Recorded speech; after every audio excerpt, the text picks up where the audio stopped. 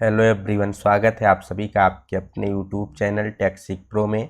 तो आज की वीडियो में हम बात करने वाले हैं बिहार तकनीकी सेवा आयोग बिहार सरकार के द्वारा जो आईटीआई अनुदेशक की वैकेंसी निकाली गई है उसके बारे में बात करने वाले हैं। तो यदि आप लोग इस फॉर्म को भरने वाले हैं तो उससे पहले इस वीडियो को ज़रूर देखिएगा। इसमें बहुत ही मोस्ट इम्पॉर्टेंट इन्फॉर्मेशन के बारे में हम चर्चा करेंगे। जैसा कि आप सभी को पता है कि बिहार सरकार के द्वारा लगभग आईटीआई के सभी ट्रेडों के लिए काफ़ी अच्छी मात्रा में यहाँ पर वैकेंसी निकाली गई, काफ़ी अच्छी सीटें सभी ट्रेडों में हैं, ठीक है। और ये फॉर्म कब से कब तक, तो दिनांक 23/5/2023 से 22/6/2023 तक ये फॉर्म चलेगा। तो जो लोग भी इसके एलिजिबल हैं फॉर्म को आप अप्लाई कर सकते हैं। अब यहाँ पर हम क्या क्या बात करने वाले हैं, तो जैसा कि आप सभी को पता है कि किसी भी आईटीआई टीचर्स के लिए एलिजिबिलिटी क्या होती है। तो एलिजिबिलिटी क्राइटेरिया में सबसे पहले होता है कि आपको उस आईटीआई ट्रेड में आईटीआई होना चाहिए। फिर उसके बाद आपका सीआईटीएस का 1 साल का कोर्स होना चाहिए। सीआईटीएस के बाद आपको 3 साल के अनुभव की ज़रूरत होती है यदि आईटीआई बैकग्राउंड से है। अब ये अनुभव टीचिंग का अनुभव हो सकता है किसी प्राइवेट आईटीआई में या फिर गवर्नमेंट आईटीआई में, या फिर किसी भी प्राइवेट फर्म, प्राइवेट लिमिटेड या फिर सेंट्रल गवर्नमेंट, स्टेट गवर्नमेंट, किसी भी जगह पर जो आपका रिलेवेंट ट्रेड है उस एरिया में कार्य करने का अनुभव होना चाहिए, तो आप फॉर्म को अप्लाई कर सकते हैं। लेकिन यहाँ पर बिहार सरकार के द्वारा एक और अच्छी बात यहाँ पर बताई गई, बात अच्छी है कि नहीं इसको हम बाद में डिस्कस करेंगे, ठीक है। क्या यहाँ पर बताया गया है कि जो लोग सीआईटीएस नहीं किए हुए हैं और जिनके पास आईटीआई के बाद एक्सपीरियंस है काम करने का, वो लोग भी क्या कर सकते हैं, यहाँ पर इस फॉर्म को अप्लाई कर सकते हैं। उनके कार्यभार ग्रहण करने की तिथि के 3 वर्ष के अंदर उनको सीआईटीएस पास करना होगा और इसका सारा खर्चा कौन उठाएगा, सरकार उठाएगा। तो वो लोग भी फॉर्म भर सकते हैं जिन लोगों ने सीटीआई नहीं कर रखा है। बाकी एज क्राइटेरिया वगैरह क्या है आप लोगों ने अच्छे से देख लिया होगा, हम लोग उस पर टाइम वेस्ट नहीं करने वाले हैं। सिलेक्शन प्रोसेस को थोड़ा सा देख लेते हैं। तो सिलेक्शन प्रोसेस यहाँ पर बेसिकली 2 चरणों में होने वाला है। प्रथम यहाँ पर जो स्टेज है वो लिखित परीक्षा की होगी और लिखित परीक्षा में टोटल 100 प्रश्न होंगे। एक प्रश्न 1 नंबर का होगा और माइनस मार्किंग 0.25 होगी, जिसमें से 80 प्रश्न आपका ट्रेड से रिलेटेड आएगा और 20 प्रश्न यहाँ पर जनरल नॉलेज से रिलेटेड आएगा, ठीक है, जीके, जिसमें हिस्ट्री, ज्योग्राफी, पॉलिटी, इकोनॉमी कुछ भी हो सकती है, करंट के क्वेश्चन हो सकते हैं। और एक सही उत्तर के लिए यहाँ पर आपको 1 अंक दिया जाएगा, एक गलत उत्तर के लिए 0.25 निगेटिव मार्किंग होगी। अब चूंकि ये कंप्यूटर बेस्ड सीबीटी टेस्ट है और मल्टीपल शिफ्ट में ये किया जाएगा, तो इसलिए यहाँ पर नॉर्मलाइजेशन की प्रोसेस भी की जाएगी, मीन्स आपकी एक्यूरेसी भी यहाँ पर मायने रखती है। नेक्स्ट यहाँ पर जो हमारा मेन टॉपिक है ये है सेकेंड स्टेज का, कि सेकेंड स्टेज में चीज़ें किस प्रकार से आगे बढ़ने वाली हैं उसके बारे में हम लोग बेसिकली यहाँ पर बात करने वाले हैं। तो जब आपका फर्स्ट स्टेज कंप्लीट हो जाएगा, प्रथम स्टेज लिखित परीक्षा का, तो लिखित परीक्षा 100 नंबर का है, ठीक है। अब यहाँ पर फाइनल मेरिट किस प्रकार से बनेगी वो चीज़ आप यहाँ पर देख लीजिए। तो बेसिकली यहाँ पर इन्होंने 4 चरण में इसको डिवाइड किया। पहला जो है वो लिखित परीक्षा में से आपको कितने अंक मिलते हैं उसका है, दूसरा यहाँ पर आईटीआई का है, तीसरा सीआईटीएस का और चौथा यहाँ पर दिया गया है टर्निंग पॉइंट जो लोग टीचिंग कर रहे हैं आईटीआई में उनके लिए, ठीक है। अब पहला क्या है कि लिखित परीक्षा में से प्राप्त अंकों का 50%, जितना भी आपने स्कोर किया है वहाँ पर रिटन टेस्ट में उसका 50% यहाँ पर आपको मार्क दिया जाएगा। जैसे अगर किसी ने 80 स्कोर किया तो यहाँ पर 50 में से उसको 40 मिलेंगे, किसी ने 70 किया है तो 35 मिलेंगे, 90 किया है तो 45 मिलेंगे, ठीक है, इस प्रकार से। दूसरा आपने जो आईटीआई कर रखा है एनटीसी, अब एनटीसी में आपको फाइनल में कितना % मार्क मिला है उसका यहाँ पर आपको 20% दिया जाएगा। जैसे आपका 80% स्कोर है तो 80 का 20 निकालोगे तो 16 मार्क यहाँ पर आपको दिया जाएगा 20 में से। अगर आपका 90 है तो यहाँ पर 18 नंबर दिया जाएगा। अब किसी का 100% है तो उसको 20 नंबर भी मिल सकते हैं। तीसरा यहाँ पर सीआईटीएस डिग्री के लिए, अब सीआईटीएस में आपका कितना % आया है फाइनल में उसका यहाँ पर आपको 30% मिलने वाला है। किसका?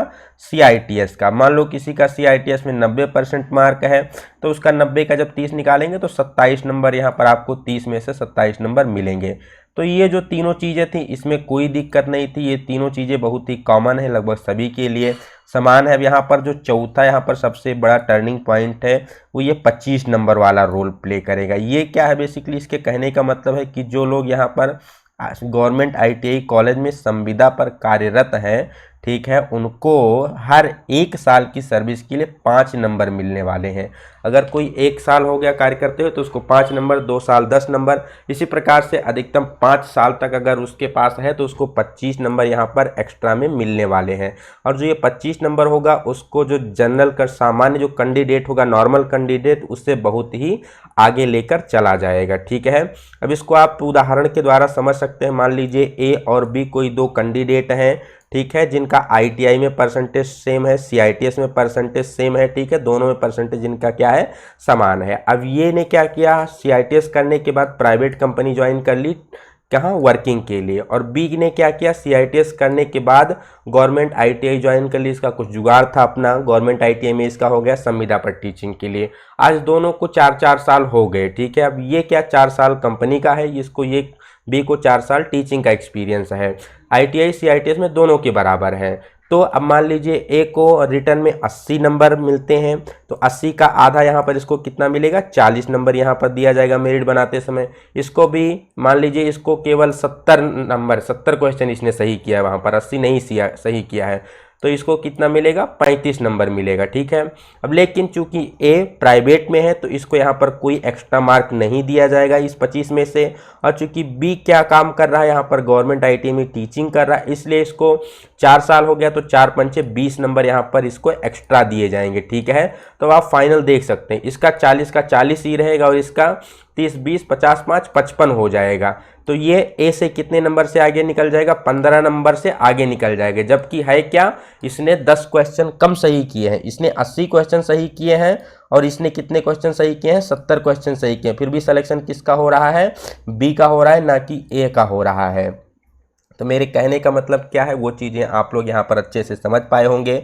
इंस्टीड ऑफ ये 25 नंबर अलग से देने के बजाय अगर गवर्नमेंट क्या करती, यहाँ पर जो आईटीआई में टीचर संविदा पर कार्य कर रहे हैं इनके लिए कुछ परसेंट यहाँ पर सीटों को रिजर्व कर देती तो ये शायद ज़्यादा अच्छा था। इंस्टीड ऑफ दैट ये 25 नंबर इनको एक्स्ट्रा देने के बजाय, इससे क्या है, जो कंपटीशन है ये फेयर नहीं हो पाएगा और जो नॉर्मल कैंडिडेट हैं वो ऑटोमेटिक बाहर हो जाएंगे, केवल संविदा वालों का ही सिलेक्शन होने वाला है। क्योंकि इसमें सीआईटीएस भी अनिवार्य नहीं किया गया है तो इसमें फॉर्म आपको पता है बहुत ज़्यादा पड़ेंगे। जिन लोगों ने सीआईटीएस नहीं कर रखा वो भी फॉर्म डालेंगे और 600 फॉर्म, 600 रुपये प्रति फॉर्म की दर से आप सोच सकते हैं गवर्नमेंट का कितना रेवेन्यू यहाँ पर होने वाला है, इससे कितना धांधली इसमें ये लोग करने वाले हो। फाइनली सिलेक्शन किसका होगा, वही जो संविदा पर यहाँ पर कार्यरत है उनके लिए। एक्सपीरियंस बहुत ही नॉर्मल यहाँ पर प्रोफार्मा दिया गया, आप इस प्रोफार्मा को देख सकते हैं। सिंपल जो प्रिंसिपल हैं उनसे इसको अटेस्ट करवा के इसको ये अपलोड कर सकते हैं। ठीक है, तो आशा करते हैं जो ये चीज़ है आपको समझ में आई होगी कि किस प्रकार से यहाँ पर बेनिफिट दिया जा रहा है जो संविदा वाले हैं और किस प्रकार से नॉर्मल कैंडिडेट के साथ यहाँ पर डिस्क्रिमिनेशन किया जा रहा है, कंपटीशन को फेयर नहीं करवाया जा रहा है। एक हिसाब से ये रिजर्व वैकेंसी कह सकते हैं निकाली गई है आईटीआई संविदा वालों के लिए। इसके स्थान पर आप गवर्नमेंट कुछ अलग प्रकार से वैकेंसी निकाल सकती थी, सीटों को रिजर्व कर सकती थी, तो ज़्यादा से ज़्यादा एक कंपटीशन फेयर होता और जो नॉर्मल कैंडिडेट है उनको भी सिलेक्शन का मौका मिलता। ठीक है, तो आशा करते हैं चीज़ें आपको समझ में आई होंगी। अब इस फॉर्म को आपको भरना है कि नहीं भरना है वो आपके ऊपर डिपेंड है। मेरा काम था जानकारी देना, इससे रिलेटेड कोई आउट डाउट हो तो आप वो भी कमेंट सेक्शन में पूछ सकते हैं, या फिर इस मैटर पर आपका क्या सोचना है, किस प्रकार से आप इसको देखते हैं, वो भी आप कमेंट सेक्शन में अपना फीडबैक दे सकते हैं। ठीक है, तो मिलेंगे एक नए वीडियो में एक नई जानकारी के साथ। तब तक के लिए हमारे चैनल पर बने रहिए। अभी तक अगर आपने चैनल को सब्सक्राइब नहीं किया तो चैनल को सब्सक्राइब करके बेल आइकन वाला बटन दबा लें, जिससे कि आपको आने वाले हर एक वीडियो की नोटिफिकेशन सबसे पहले मिलती रहे। ठीक है, तो मिलते हैं नेक्स्ट वीडियो में। Till then have a good day, best of luck, bye bye सभी को।